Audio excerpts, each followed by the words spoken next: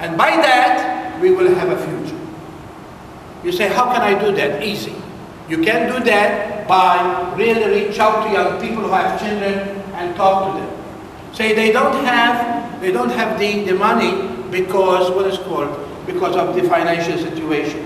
The bishop also grants that now we are not going to have 2.5% of the budget, but we are going to have 5% of the budget to allow people to sign up for tuition assistance.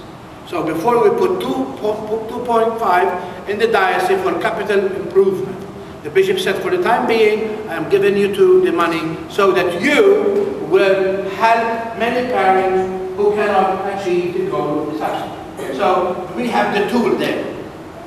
The other thing is CCD. We want to have a good program. The 3 parishes now are going to bring us the children. We are going to have about 400 children. And they are coming from St. Gregory, St. Francis, and here.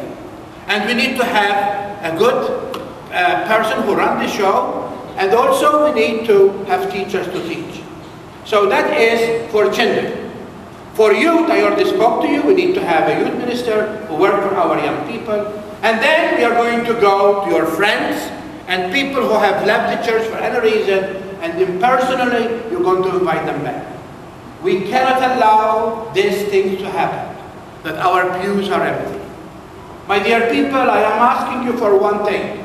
Number one, I need your help. The 9 of us on the core team, or 10 of us, whatever, I count myself as out because they are. The 9 of us, we cannot do the job. So we ask you for your help. You will have to volunteer. On the 3rd of June, we are going to have a big meeting at St. Gregory in the basement of the church. And there we are going to have you coming to the meetings, and we are going to select people for committees. And they are going to work on different projects. The buildings. What are we going to do with the buildings? How are we going to use them? I know that St. Gregory the bishop said it's a go, so we have to shut that building. How are we going to safeguard that building from being vandalized if nobody is there?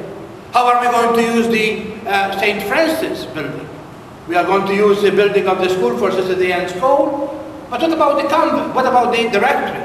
Are we going to leave somebody living there because of vandalism at night, because of the school too? And what are we going to do with this building? Utilize this. Maybe there is some improvement to be done so that we can be a really vibrant church. I have a lot of plans, you know me. When I put my hand to something, you know, I will do it. But the only thing is this, I need your help. I cannot do it by myself. And that's why I am asking you to come and counsel us. The bishop asked us to form the parish council and also the financial council before we even write a degree of the parish.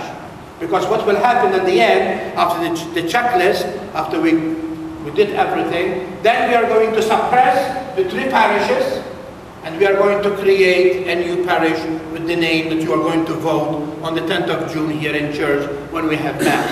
That means from all those names, we bring 6 names, we give them to you, and you select 3, and the bishop will select one of those names. Not a name of a church that's already established.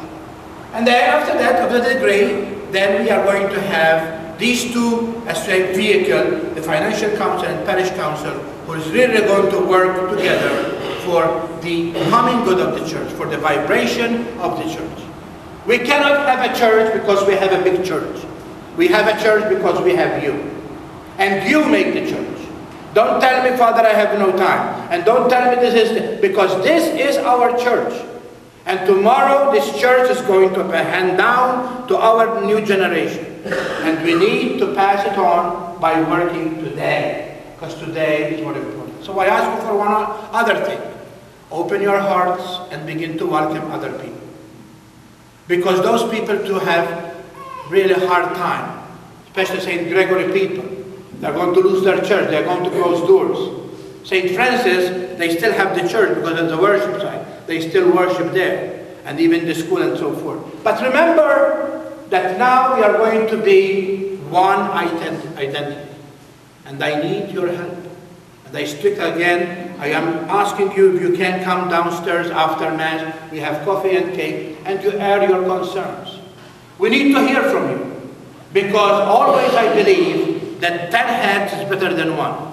I need your input. So that when we are making decisions, we say, well, if and but, and we come to a little bit of compromise and see what we can do. I know that there is, a lot of work to be done. And when you bring community together, there are going to be some friction. But you know how it is. Humanity is that way. And we need to understand that we have to let go of the past and begin to look at the horizon of the future. And our concern is not just us. We have children, we have youth that we need to be caring for. So again, I thank you for listening, and may God bless you, and let us work together so that what really is the concern of the bishop is the concern of each one of us. The bishop is 70 years old. For him, for his age, it's better he sits someplace and take it easy. But he knows that he has been sent for this reason, purposely for do this merging. We are not the only diocese. If you read, if you open the television, if you have, the whole United States is doing this. Because they are feeling the same shortness and the same financial and the same people who are. Roughly, the Catholics are 20% going to church. From all those 6 million, believe, Catholics in the United States, and only 20% of it go to church. We are losing it, people. Let us get the grip and do something about it. Because tomorrow will come upon us before you know it.